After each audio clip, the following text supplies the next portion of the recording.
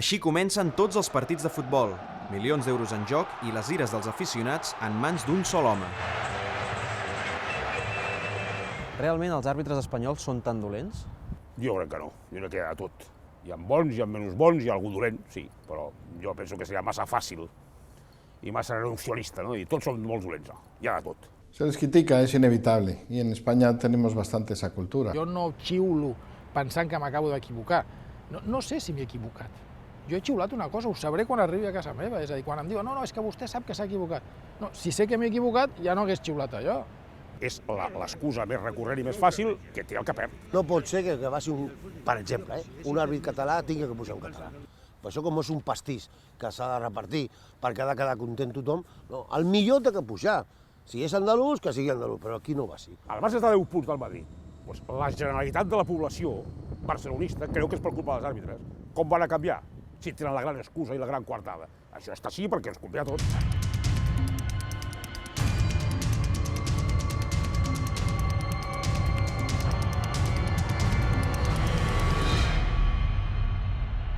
Velasco Carballo, que estuvo muy mal en el Valencia-Barça, que es un partido notable, le quitó 2 penaltis, le dieron la Eurocopa. Es el mismo, y al mismo tiempo es el mismo al que dan el partido el otro día del Barça contra el Sporting de Gijón, y bueno, pues tampoco se le ve que esté muy lúcido. Digamos, esencial en toda esta teoría del Villarato que a veces he escrito, es que solo los que llegan a los mundiales son los que se equivocan de la forma que conviene a la organización. Velasco Carballo.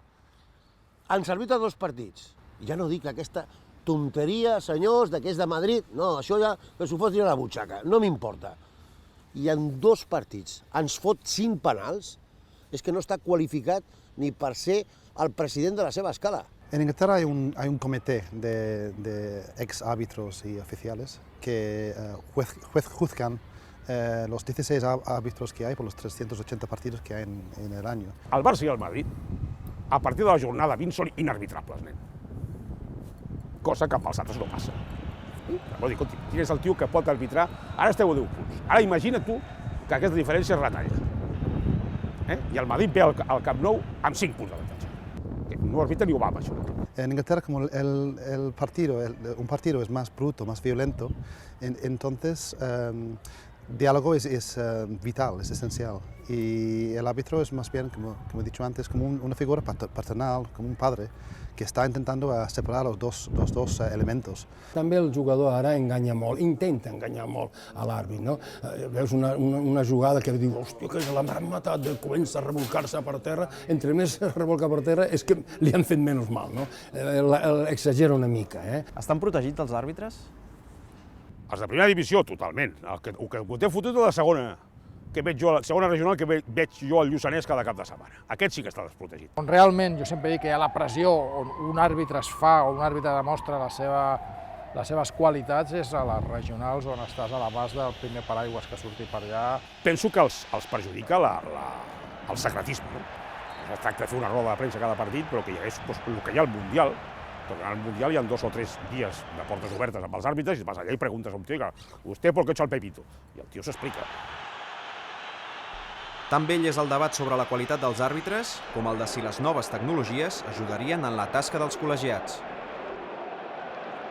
El futbol cada vegada és més ràpid. Llavors, tu seguir el joc és complicat. El Sergi Albert parla fa temps de 2 àrbitres, mig camp per cada un. Dius, seria la manera més fàcil de seguir el Cristiano Ronaldo. Físicament no puc.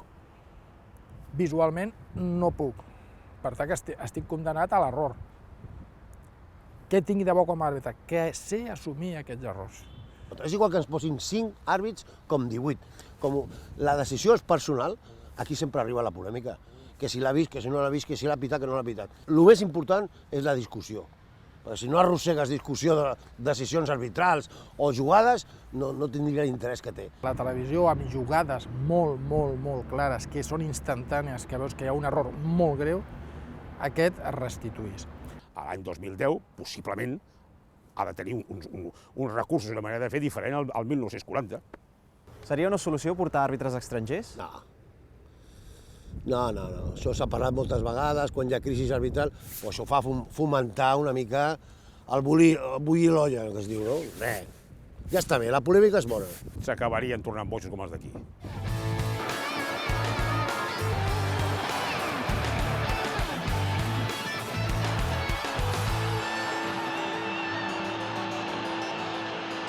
I a quins equips creu que beneficiaven, normalment? Sempre, Madrid i Barça. Sempre, això és veritat, eh? Els dos grans. Els dos grans. Sempre l'àrbit mirava la camiseta, mirava l'escut i a vegades, escolta, si la falta se la passava una mica, sempre. I continua sent igual, eh? I crec que serà. El Barça i el Madrid són Bonnie and Clyde, són el que més han robat i és una qüestió cíclica. El Madrid ha bramat una sèrie d'anys i ara li toca bramar al Barça. El Llevant brama sempre i no li fa cas ningú.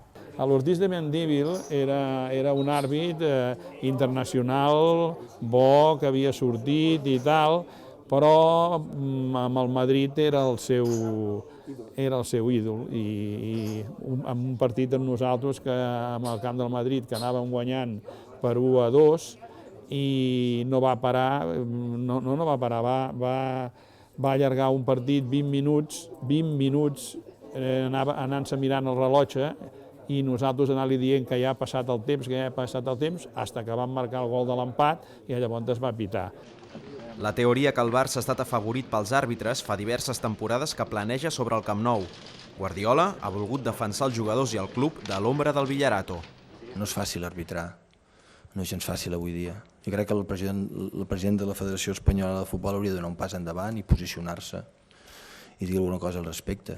Hi ha 1000 insinuacions que tot sembla que es guanya pel president de la Federació Espanyola de Futbol. Hauria probablement de sortir i dir, senyors, que aquí es guanya gràcies a Messi o gràcies a Cristiano Ronaldo o gràcies a Mourinho. Crec que s'hauria de posar-ho, perquè si no al final tot semblarà que tot és responsabilitat de la federació i que si ets amic de l'Àngel María Villar tot funciona. Llavors haurien de poder pagar la seva clàusula de rescissió. Però el poder del president de la federació en tots els estaments futbolístics comporta tenir influència a Madrid. Si ho analitzes fredament, dius, bueno, què és el que passa en el món de l'arbitratge? És a dir, les estructures són molt velles, més que jo, que has de dir, i la política que està portant Madrid, el Barça, a hores d'ara, no la porta bé. Què s'ha de fer? Ha d'anar una mateixa persona, dues persones, si has de dedicar molt de temps, has d'estar molt sovint a Madrid, has de negociar, pactar, que et conessin, pregar, tot això el Barça no ho ha fet. I per això tenim els arbitratges que tenim. No s'ha perdut la Lliga per això, però sí ha influït una calamitosa campanya arbitral en contra dels interessos del Barça. Això està claríssim. És a dir, que ara mateix té més poder el Madrid que el Barça? Sense cap dubte. Y lo relaciono con que el Barcelona ha perdido cierta cuota de poder que con Laporta tenía en la federación. Sembla que els culpables d'això siguin els àrbitres. Perdoni, a mi em donen unes regles de joc, una pilota, posen 22 jugadors, xiulo i faig. I no faig res més. Sempre s'ataca als àrbitres quan la gent hauria de mirar a l'estament de la Real Federació Espanyola de Futbol i a l'estament de la Lliga de Futbol Professional. El Madrid encapçala un conato de revolució, de canvi d'estructura federativa i el perd, i paga aquelles conseqüències. Joan Gaspar, mà dreta de Villar, va esperar el Dani Sánchez Llibre, l'aleshores president de l'Espanyol, i no em deixarà mentir, a l'entrada de les Rozas, seu de la Federació on es votava, i el va portar al lavabo, això explicat pel Dani Tipixes, perquè canviés el vot a favor del Villar, quan la Lliga Professional votava el Gerardo González, que era l'altre candidat. Al Madrid le vi muy perjudicado por los árbitros. Hablo de unos pocos años atrás. Yo creo que esa situación ha pasado, quizá porque no está Laporta, quizá porque Florentino ha dejado pasar un par de elecciones sin moverse, quizá porque Rosell sí se ha movido contra Villar en elecciones anteriores. El caso es que yo ahora mismo tengo la sensación contraria, pero todo es Villarato. Villarato es que Villar manda así. No digo que los árbitros reciban esas instrucciones, ahora muchos árbitros se dan cuenta un poquito de cómo se agrada más o menos y en caso de duda toman tal decisión o toman tal otra, ¿no? Com influeix la política del club en el tractament que després fan els àrbitres al camp? Acaben parlant tots. El Mourinho per accés, perquè a més sí que estic convençut que l'any passat es va passar de rosca pensant que el Madrid era un equip perjudicat, que és el que li havien explicat amb ell, perquè estava a l'Inter, i no ho sabia, suposo, no tenia una sobera idea, i el Guardiola no parla fins que parla.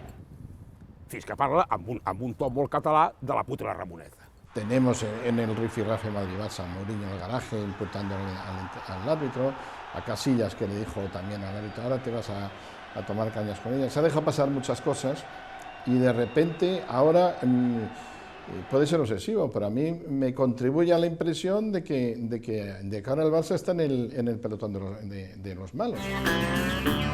I l'esquerra està a tu.